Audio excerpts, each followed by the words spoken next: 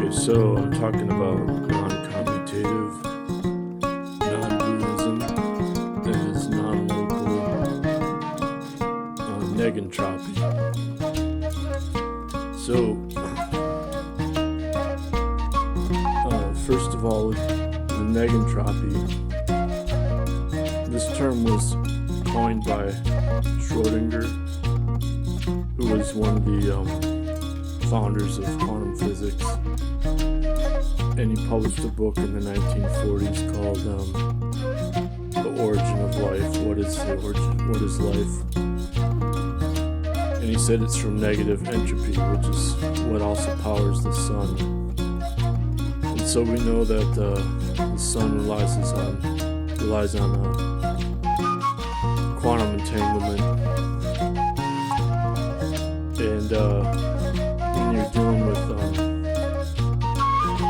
non-locality and quantum entanglement, you're actually extracting information that's faster than the speed of light.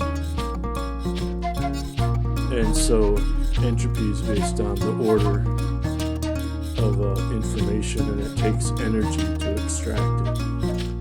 And so based on relativity, this isn't supposed to be possible. But of course, we now know that photosynthesis is also based on quantum entanglement, and it's proven to be the most efficient energy extraction from the sun on Earth. But then we consider that the infrared light that radiates off the Earth is actually entropy compared to the sun, because the infrared's a lower frequency, so and also it's scattered. But we're not taking into account that all the photosynthesis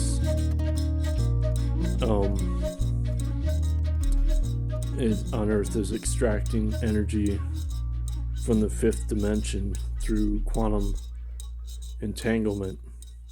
And so in fact, what really runs life on Earth is negentropy, and not just entropy or a higher order of information, but it's actually reverse time. And we also find this in water, which they discovered as a coherent water, which is in the body. It's also water that's been near freezing. But when the water is either under pressure or else it's its most dense near freezing, then it achieves a macro quantum state where the molecules are tetrahedral, like a pyramid with three-sided pyramid, or like a full lotus yoga meditation. And so in non-Western cultures, they understood that nature is actually run by negentropy, and this is why there's an inherent harmony to nature, and it's also a mother that we can't see, because you can't see negentropy because it's reverse time from the future. And so as Westerners, we don't understand non-dualism, because Ramana Maharshi, which is non-dualism, is the Jnana yoga from India, and it teaches to you have to listen to the source of the I thought, that all our thoughts are from the I thought, and as logical inquiry, you repeat the I, and then you focus your mind on the right side of your heart, and eventually you'll see light, and then the right side of the heart's like a pinhole to this non-dualism, which is considered an ether that powers the light. And you can't see the self as non-dualism. Your true self is this ether, what in Taoism is called Wan Qi. and that this ether is actually everywhere. But what Westerners don't understand is that it's non-commutative. So Ramana Maharshi also calls it the 3-in-1 unity. And so he says you have to use the light as your mind to turn your mind around to achieve the self of the ether. And you see like a blue light when it starts to manifest. But this blue light is actually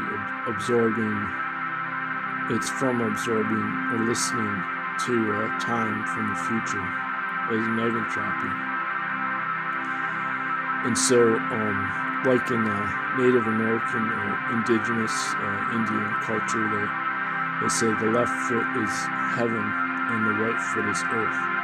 And in Taoism, they'll say the left foot is yang and the right foot is yin. And this is for males. And then, like in the original human culture, the San Bushmen, they'll say the females sleep on the left side of the fire. Or in Islam, in Hadith, Muhammad said the left hand is the moon and the right hand is the sun. So this is not what Plato taught. Plato taught that the left and right hand are symmetric, and the left and right eye are symmetric. Whereas in Egypt, the left eye will be the sun or the moon, and the right eye will be the sun or the moon. And so, in non-commutative, it's recognized by Western science now, and there's no scale limitation to non-commutative dynamics or geometry. So this was realized by Eddie Oshins. He worked at Stanford Linear Accelerator Center, and he also taught Wing Chun as Neigong, or standing internal alchemy, martial arts, training in chi energy. And so he realized that the secret truth of Neigong is actually this non-commutative logic, which is also the truth of quantum physics, which is the foundation of reality now as non-locality. And so what even most physicists, they'll recognize quantum entanglement, but they don't recognize that before you even take any measurement, there already is non-locality. And that's also what non-dualism is. And this is what David Bohm realized, but then his collaborator, Professor Basil Hiley, he now realizes that the non-locality is actually non-commutative. And so does Sir Roger Penrose, who just got the Nobel Prize. He also realizes that time is before space, and that time is actually non-commutative to frequency. And this is what Louis de Broglie also originally realized when he was critiquing relativity. And so Louis de Broglie is the true father of quantum physics. But it was Heisenberg and Dirac who formalized the non-commutative logic of quantum physics with the matrix math. And then Alain Connes has continued that as the founder of non-commutative geometry, and he realized that music, the truth of music, is actually non-commutative. And so every culture on the earth uses the octave, the perfect fifth, and the perfect fourth. But Western science doesn't realize that the truth of music theory is actually non-commutative logic, as I explained in my Sacred Sound video. Excuse me. Why that is it's non-commutative. And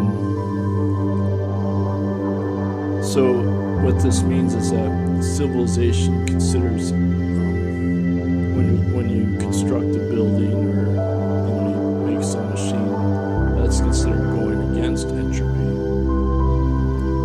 But that's defining entropy using symmetric math, whereas in fact the truth of reality is negentropy. And so since negentropy is based on the information